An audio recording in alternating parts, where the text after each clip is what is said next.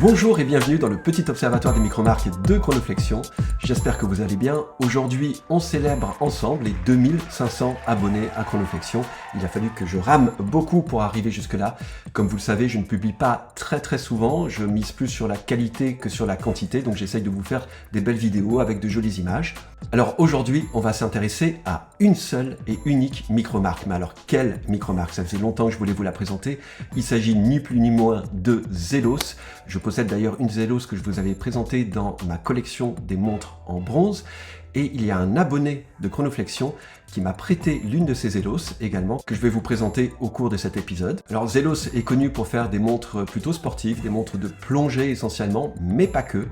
Il y en a pour tous les goûts, il y en a pour tous les poignets. Vous allez voir qu'ils utilisent des matériaux particulièrement innovants, à la fois pour leur cadran, mais aussi pour leur boîtier. C'est une marque assez folle et surtout très fiable. Ils existent depuis 2014 et donc je vous présente tout ça après le jingle.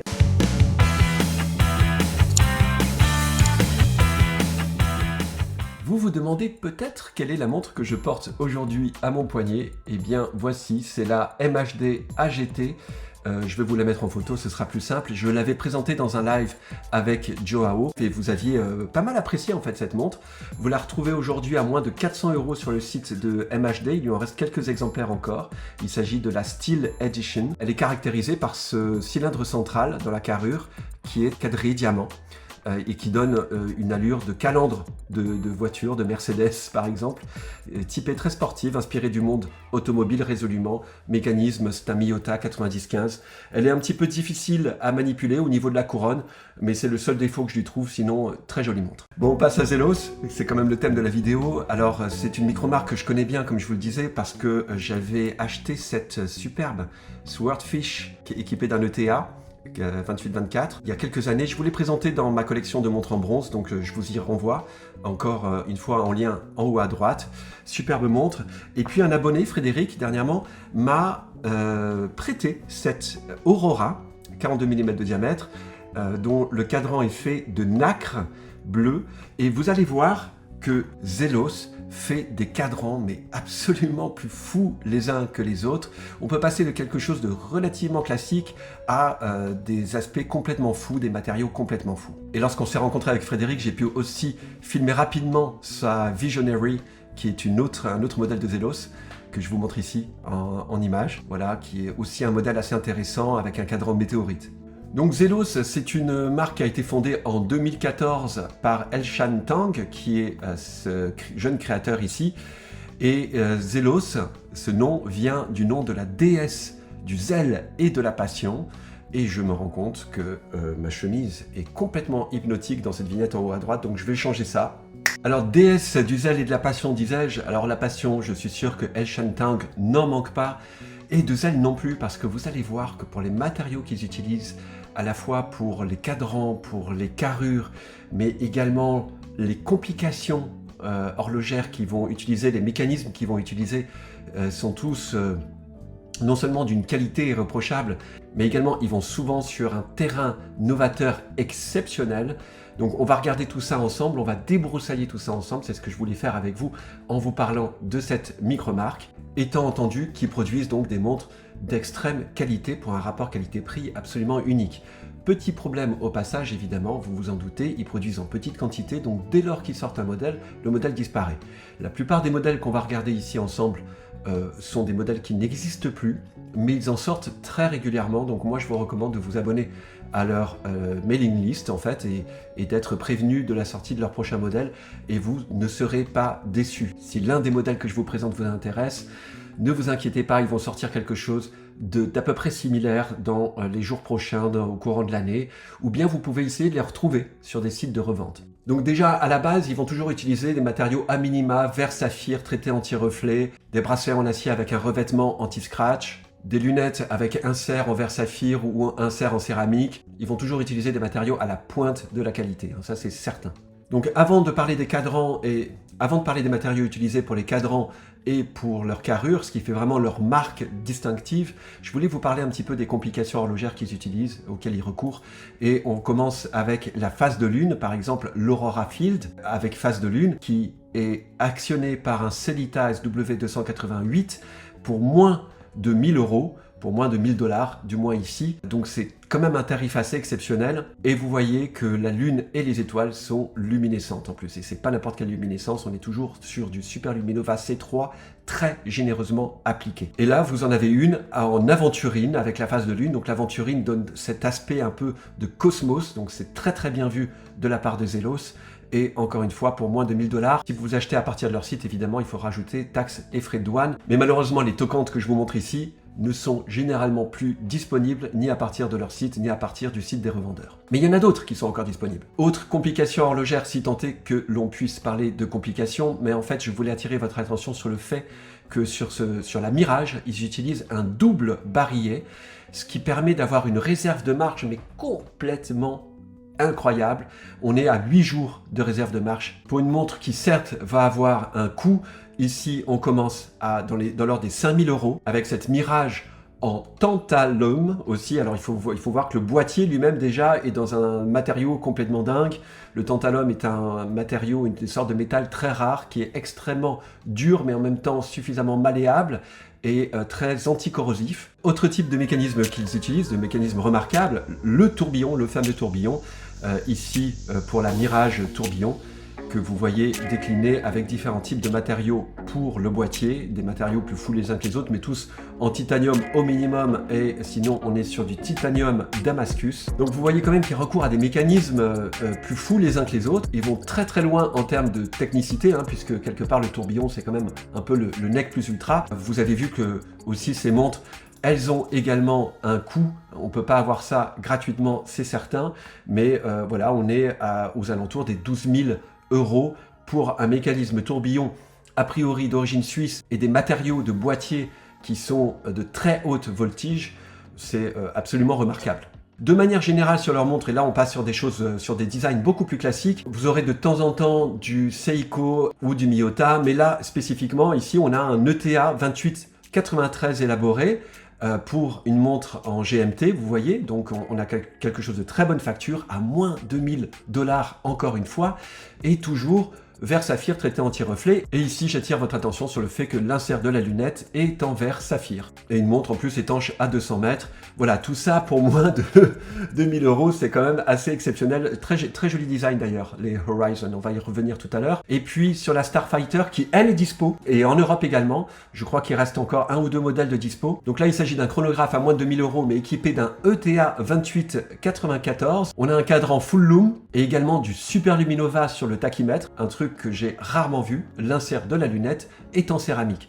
Voilà, tout ça pour moins de 2000 €, c'est quand même assez exceptionnel. Alors là, toujours dans l'optique de débroussailler tout ce que Zelos sait faire, je vous présente les différents types de cadrans. Ce sont des exemples parce qu'ils innovent constamment. Et donc on a ici par exemple un cadran avec cette fameuse Swordfish qui ressemble beaucoup à la mienne que j'ai en bronze. On a un cadran avec cet effet Sunburst et qui est fumé.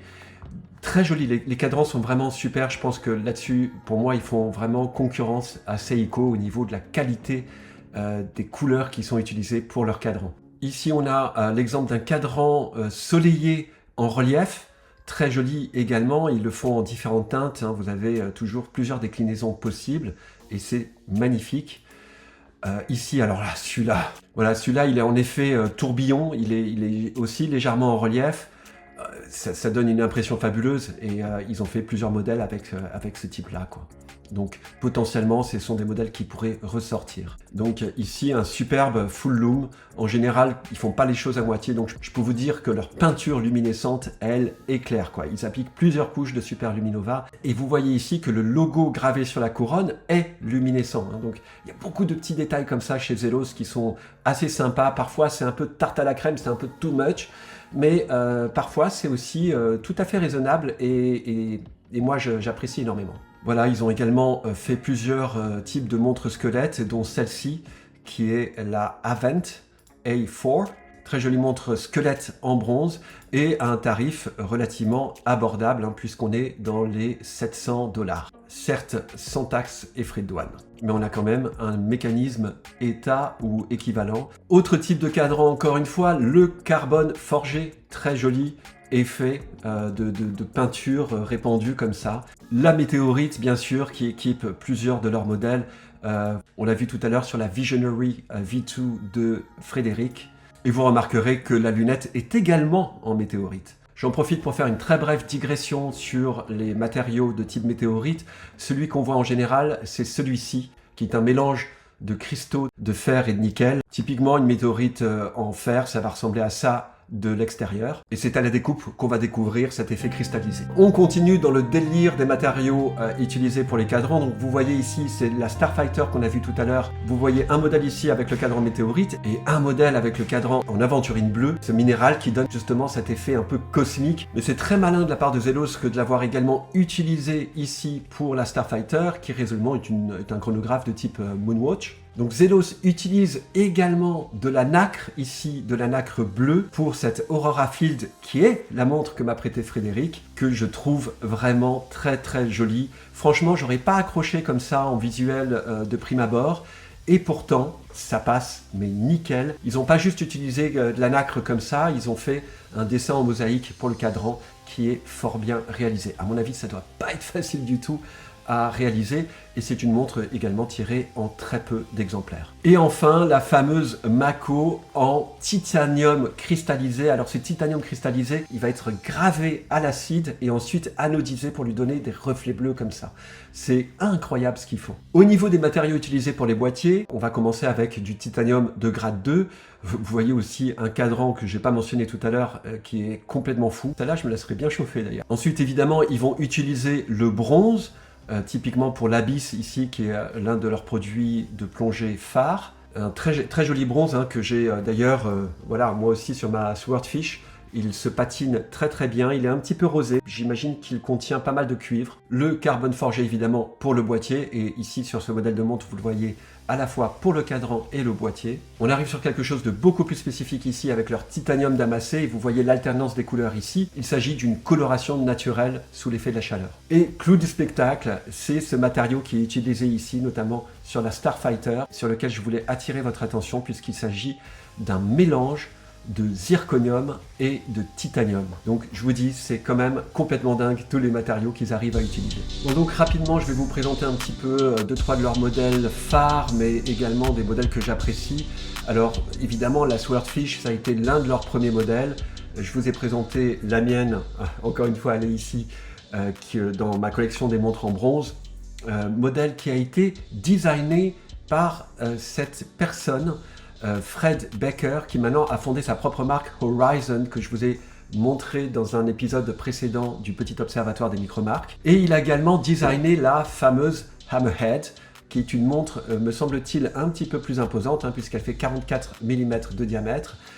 Également un design particulier que vous retrouvez chez Swordfish en plusieurs déclinaisons, et avec plusieurs types de cadrans et de matériaux utilisés. Donc des structures très géométriques qui ne vont pas s'en rappeler les samouraïs de Seiko. J'en ai une ici, au niveau de la géométrie du boîtier, de la forme comme ça, anguleux. Un modèle que j'aime bien qui est sorti dernièrement, c'est cette Eagle. Alors là, je vois qu'elles sont toutes sold out, mais encore avant-hier, il y en avait une qui restait. Je crois que c'était celle-ci.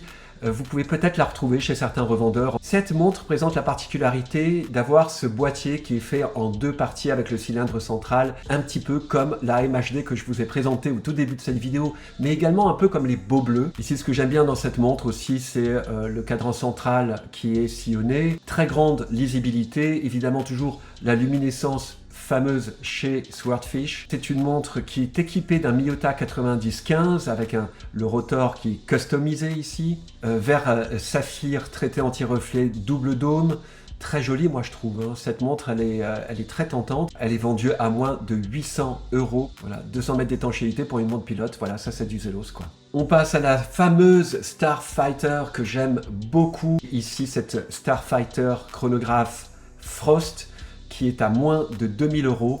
et qui est disponible chez un revendeur européen que j'ai repéré. Elle est vendue ici à 1850 €, mais vous avez toutes taxes comprises et ainsi que les frais de douane. Elle est équipée d'un ETA 2894 de grade élaboré. Elle fait 41 mm de diamètre. 50 mètres au niveau de l'étanchéité, c'est pas génial, mais bon, voilà, c'est pas une plongeuse, et là, ça se voit tout de suite. Et cette Starfighter, elle fait 11 mm d'épaisseur, donc elle est quand même très fine. Et on a cette fameuse luminescence complètement folle. Et donc, elle est disponible chez Watch Bandit. Je tiens à préciser encore une fois, je ne suis jamais sponsorisé pour toutes les montres que je présente. Beaucoup d'entre vous, apparemment, vous achetez des montres suite à mes vidéos. Ne m'en tenez pas pour responsable si jamais elles ne marchent pas bien. En tout cas, voilà, moi, je vous parle toujours avec mes tripes et avec mon cœur. La Black Tip, qui est aussi... ils ont sorti des nouvelles versions dernièrement. Donc, les 4 qu'on voit ici sont nouvelles. Elles sont toutes sold out à partir du site de chez Zelos, mais elles sont disponibles chez des revendeurs européens, dont celle-ci qui a des petites allures de Rolex Explorer 2 et que j'aime beaucoup avec cette lunette en acier. 41 mm de diamètre, donc une dimension quand même assez sympa, peut-être un peu trop grande pour les plus petits poignets. Elle est simplement en acier 316L, elle est équipée d'un NH34 de chez Seiko. C'est ce mécanisme relativement récent qui vous permet d'avoir la fonction GMT, et évidemment du coup elle est à un tarif mais totalement abordable. On est à 500 $, et pour une montre de cette qualité générale, c'est fantastique. Elle est étanche à 200 mètres, verre saphir domé traité anti-reflet, Super Luminova C3 et BGW9, donc toujours de la super luminescence pour les Zelos. Alors celle-ci, je l'ai retrouvée chez Watch Bandit, qui est vendue à 559 €, toutes taxes comprises et frais de douane compris. Alors attention, il en reste qu'un seul exemplaire. Il sera pour qui? Mais apparemment, elle est également disponible chez Serious Watches.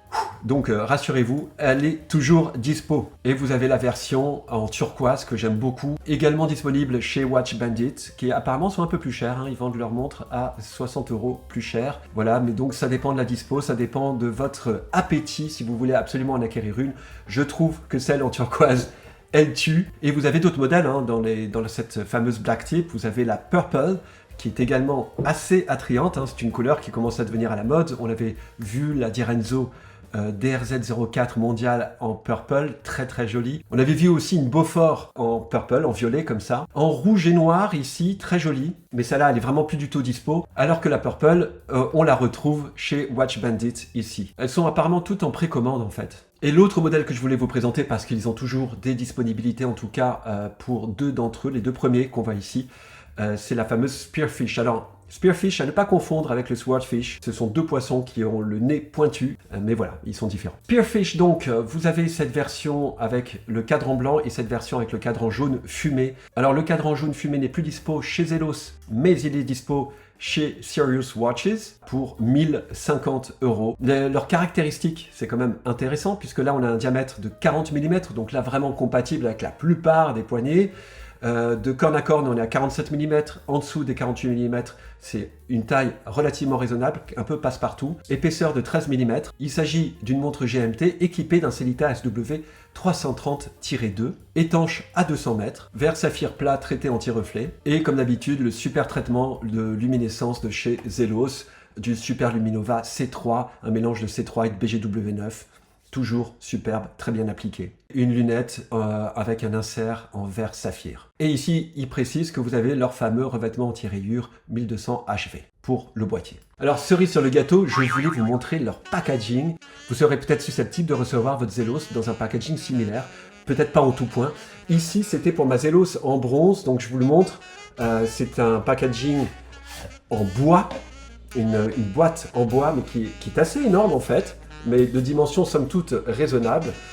Voilà, avec le logo de Zelos gravé dessus, et ici, dedans, une marmotte en cuir. Donc, boîte en bois, marmotte en cuir, ils ne se payent pas votre tête chez Zelos. C'est quand même très très chouette. Vous êtes très bien traité, surtout pour des montres à ce tarif-là, qui sont quand même très compétitifs pour les matériaux utilisés. Et Frédéric, mon cher abonné qui m'a prêté son Aurora, m'a également prêté le packaging que lui, il a reçu, qui est cette boîte en métal. Je ne sais pas si c'est de l'aluminium brossé, C'est un peu plus lourd que de l'aluminium. Je pense que ça doit être dans une sorte de mélange de quelque chose. J'en sais absolument rien. Très jolie boîte. Également, je ne sais pas si votre Zelos, si vous en commandez une, vous parviendrez dans ce type de packaging, mais en tout cas, sachez qu'ils vous traitent aux petits oignons chez Zelos. Il y a une attention aux détails, à tous les niveaux. C'est quand même une très très bonne micro-marque et c'est la raison pour laquelle je me permets de vous la recommander, alors même que je ne suis pas sponsorisé. Voilà, j'espère que vous avez apprécié cette vidéo. Dites-moi ce que vous pensez de cette marque, des matériaux qu'ils utilisent, de leur caractère innovant. Quel est votre modèle de chez Zelos préféré? Est-ce que vous avez envie de vous en acheter un? Et si oui, lequel? Et s'il vous plaît, n'oubliez pas, si vous avez aimé cette vidéo, de la liker, ça va aider la chaîne. Évidemment, de vous abonner si ce n'est pas déjà fait, de partager cette vidéo, de commenter à foison. Je réponds à tous les commentaires. D'ici à ce qu'on se retrouve sur la chaîne, portez-vous bien. Moi, je vous dis à très bientôt. Ciao!